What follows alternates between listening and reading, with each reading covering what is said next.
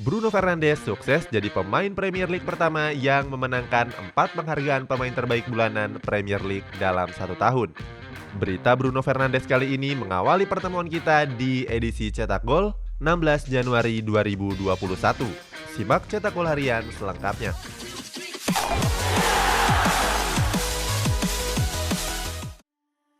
Athletic Bilbao kalahkan Real Madrid dan menuju final Piala Super Spanyol melawan Barcelona. Menjalani musim tanpa trofi, Barcelona berkesempatan memenangkan Piala Super Spanyol. Bayern Munchen targetkan Eder Militao untuk menggantikan David Alaba. Swaliho Meite resmi jadi rekrutan pertama AC Milan Januari ini. Legenda Manchester United Wayne Rooney pensiun, pilih fokus jadi manajer Derby County. Belum berniat pensiun, Zlatan Ibrahimovic siap perpanjang kontrak di AC Milan. Tidak bisa instan, Juventus diminta bersabar dengan Andrea Pirlo. Kurniawan Dwi Ilianto gagal rekrut Febri Haryadi ke Sabah FC. Aji Santoso dukung usulan PSSI soal vaksinasi COVID-19. Jose Mourinho masih gelap soal masa depan Gareth Bale bertahan atau dipulangkan ke Real Madrid. Eder Militao bakal dilepas, Liverpool dan Tottenham siap memboyongnya.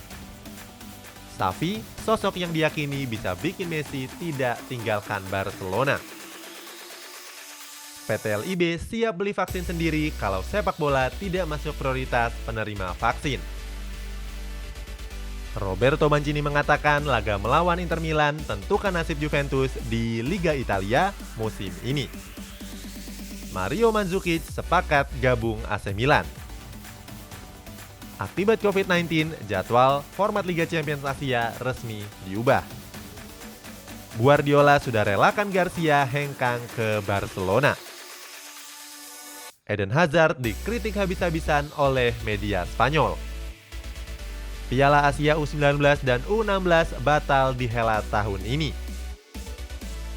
Pandemi Corona, juara Liga Super Cina belum bayar gaji pemainnya. Everton untung besar dari kedatangan James Rodriguez. Pemungutan suara Pilpres Barcelona terancam diundur karena COVID-19. Mauricio Pochettino positif COVID-19 hanya 2 minggu setelah melatih PSG. David Beckham kampanyekan hidup sehat. Bayangkara FC usul Liga 1 2021 digelar selepas Lebaran. Kita mulai dari daratan Italia. SPAL ukir kejutan sehabis tumbangkan Sassuolo dengan skor 2-0 pada laga 16 besar Coppa Italia. Kemenangan ini meloloskan SPAL ke babak perempat final dan akan berhadapan dengan Juventus. SPAL sebagai satu-satunya perwakilan klub Divisi 2 akan bertemu dengan Juventus pada laga perempat final Coppa Italia. Pada Jumat dini hari kemarin, SPAL sukses melibas Sassuolo dengan skor 2-0. Dalam laga ini, SPAL mendapatkan kemudahan lantaran pemain Sassuolo, Filip Juricic, diganjar kartu merah. 2 menit setelah insiden tersebut, SPAL langsung membuka keunggulan melalui Simone Misiroli. Sementara 9 menit berikutnya, giliran Lorenzo Dickman yang mencatatkan namanya di papan skor. Dalam sesi wawancara, pelatih SPAL Pasquale Marino bilang kalau dia cuma bisa kasih ucapan selamat kepada Sassuolo atas penampilan yang sangat apik. Tanpa kartu merah dari Juricic, Marino yakin hasil pertandingannya akan berbeda. Marino menambahkan mengalahkan Sassuolo adalah pencapaian yang besar. Meskipun cuma bermain dengan 10 orang, Sassuolo masih jadi tim yang luar biasa. Inter Milan versus Juventus akan dipentaskan di lanjutan Liga Italia pekan ke-18. Bianconeri diingatkan agar tidak tersandung lagi. Pertarungan kedua tim akan berlangsung di GCP Meazza Senin nanti. Tim tamu ada di posisi yang lebih rendah di klasemen La Liga dibandingkan dengan Nerazzurri. Inter yang saat ini berada di posisi kedua klasemen Liga Italia dengan raihan 37 poin, sementara Juventus di peringkat keempat dengan raihan 33 poin. Juventus sudah kehilangan sebanyak 15 poin karena mereka menuai 6 hasil imbang dan sekali menelan kekalahan. Kekalahan Juventus di Liga Italia musim ini ditelan saat berhadapan dengan Fiorentina di Allianz Stadium pada 23 Desember 2020 lalu. Tim hitam putih dipermalukan oleh La Viola 0-3 tanpa balas. Pelatih timnas Italia Roberto Mancini yang menilai kalau Juventus tidak boleh kehilangan poin lagi untuk pertandingan berikutnya, terutama melawan Inter Milan, karena Bianconeri sedang mengejar 3 tim yang berada di atasnya. Beralih ke daratan Inggris, Bruno Fernandes jadi pemain pertama yang meraih 4 Player of the Month dalam 1 tahun. Bruno Fernandes resmi dinobatkan sebagai pemain terbaik Premier League pada bulan Desember 2020. Hal ini menjadikannya sebagai pemain pertama yang meraih 4 Player of the Month dalam 1 tahun. Bruno Fernandes lagi-lagi mencatatkan namanya sebagai pemain terbaik Premier League bulanan. Sepanjang bulan Desember, gelandang asal Portugal ini sukses mencetak 3 gol dan 4 assist. West Ham United, Sheffield United, Leeds United, Leicester City, sampai Wolverhampton Wanderers adalah klub-klub yang jadi korban keganasan Bruno Fernandes. Berkat kontribusinya tersebut, Bruno Fernandes sukses bawa Manchester United ke puncak klasemen Premier League. Sepanjang bulan Desember, The Red Devils tampil gemilang dengan memenangkan 4 laga dan cuma imbang 2 kali. Penghargaan pemain terbaik bulanan tersebut menjadikan Bruno Fernandes sebagai pemain pertama dalam sejarah Premier League yang memenangkan 4 Player of the Month dalam 1 tahun. Duet Ruben Dias dan John Stones di garis pertahanan Manchester City membuat Pep Guardiola merasa aman. Manchester City kembali meraih hasil positif saat berhadapan dengan Brighton di Etihad Stadium. Anak asuh Pep Guardiola sukses kalahkan tim tamu walaupun dengan skor tipis 1-0. Yang menjadi sorotan kali ini adalah pertahanan Manchester City yang kini kembali catatkan clean sheet. Bermain selama 90 menit, duet Ruben Dias dan John Stones sukses jadi kunci kokohnya pertahanan The Citizen. Ini merupakan clean sheet ke-8 bagi Manchester City di Premier League musim ini, menjadikannya sebagai tim dengan jumlah kebobolan paling sedikit. Sejak didatangkan dari Benfica, Ruben Dias mampu menampilkan permainan yang mengesankan. Sedangkan John Stones perlahan tapi pasti mulai kembali menunjukkan permainan terbaiknya. Sebelumnya, Stones sempat mengalami penurunan performa pada awal musim.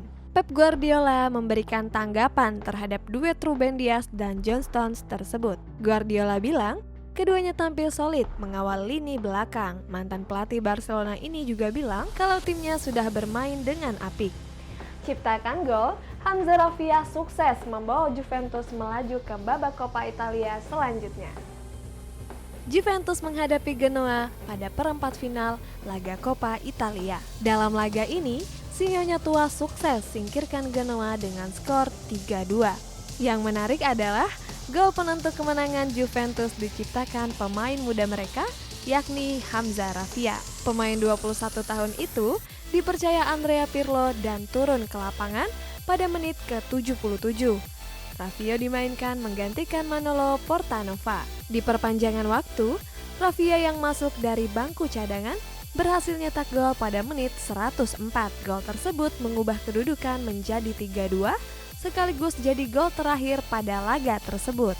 Sebelumnya, Raffia melatih kemampuannya di Akademi Lyon. Juventus memboyongnya pada tahun 2019 dan kini Raffia bermain untuk Juventus U23 di Serie C.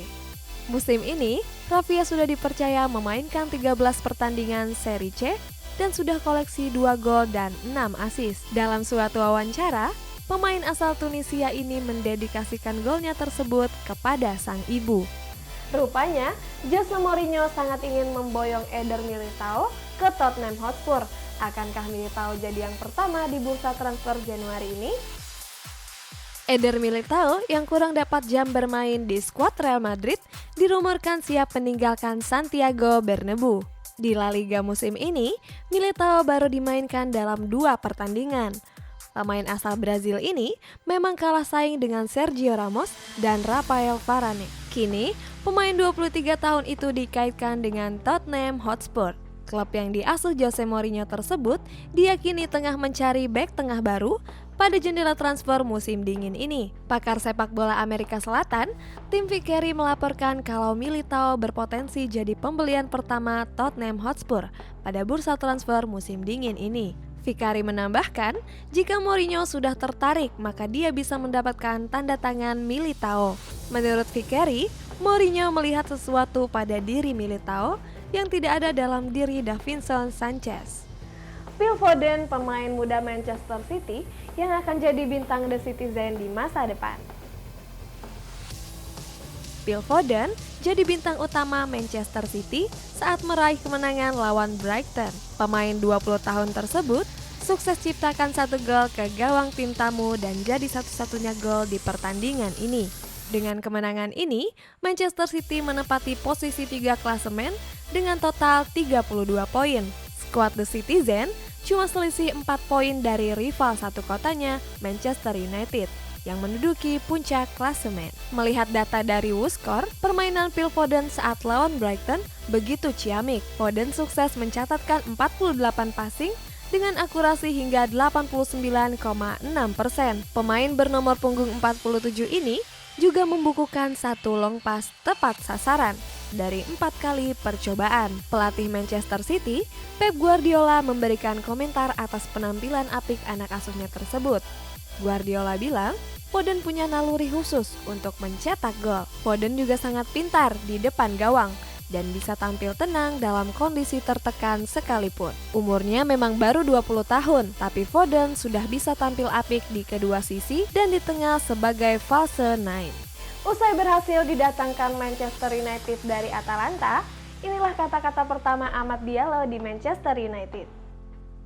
Amad Diallo secara resmi bergabung dengan tim besutan oleh Solskjaer. Pemain 18 tahun itu didatangkan dari salah satu klub Serie A, yaitu Atalanta. Amad Diallo diboyong dengan mahar 21 juta euro dan dirinya mendapat kontrak sampai tahun 2025 mendatang. Diallo disebut-sebut sebagai pemain muda berbakat. Posisi utama Diallo adalah penyerang sayap kanan. Setelah resmi diperkenalkan ke publik, Diallo bilang sangat senang dan semangat berkarir di Manchester United. Pemain Pantai Gading ini juga bilang, bermain bersama The Red Devils adalah mimpinya yang jadi kenyataan. Rumornya, AC Milan sedang melakukan pembicaraan dengan Mario Mandzukic. Pemain asal Kroasia ini diisukan bakal merapat ke skuad Rossoneri. AC Milan dilaporkan telah melakukan komunikasi dengan mantan penyerang Juventus yakni Mario Mandzukic. Pemain 34 tahun tersebut pernah memenangkan trofi Serie A bersama si Nyonya Tua. Menurut Sky Sport Italia, AC Milan sedang melakukan negosiasi intensif dengan agen dari Mario Mandzukic. Usut punya usut, kedua belah pihak kali ini sedang mencari kesepakatan transfer Mandzukic ke kota Milan. Setelah resmi menjadi pemain Manchester United, oleh Solskjaer tak ingin beratkan Amad Diallo. Usai resmikan ke publik sebagai pemain baru Setan Merah, Amad Diallo harus beradaptasi dengan lingkungan barunya. Adaptasi ini bisa lebih mudah mengingat Eric Bailly merupakan senior Diallo yang bisa membantunya. Sang pelatih, Ole Solskjaer, sangat senang membawa Diallo ke Old Trafford. Solskjaer bilang kalau Diallo akan menampilkan kualitas terbaiknya sebagai pemain muda. Pelatih asal Norwegia ini juga akan ngasih waktu Diallo untuk berkembang. Solskjaer juga berjanji akan mengeluarkan potensi Diallo semaksimal mungkin. Bintang Brighton, Yves Bissouma, menolak tawaran dari Manchester United dan Arsenal. Alasannya, dia lebih memilih bertahan di Brighton.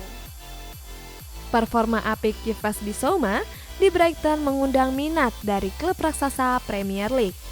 Salah duanya adalah Manchester United dan Arsenal. Media Foot Mercato bilang, The Red Devils dan The Gunners harus gigit jari karena nggak bisa narik perhatian Bissouma. Hal ini terlihat dari penolakan Bissouma untuk merapat ke salah satunya dan milih bertahan di Brighton. Dalam suatu wawancara, Bissouma bilang masih betah dan masih bahagia di Brighton. Hal tersebut jadi alasan utama mengapa tim sekaliber Manchester United dan Arsenal belum bisa menggodanya.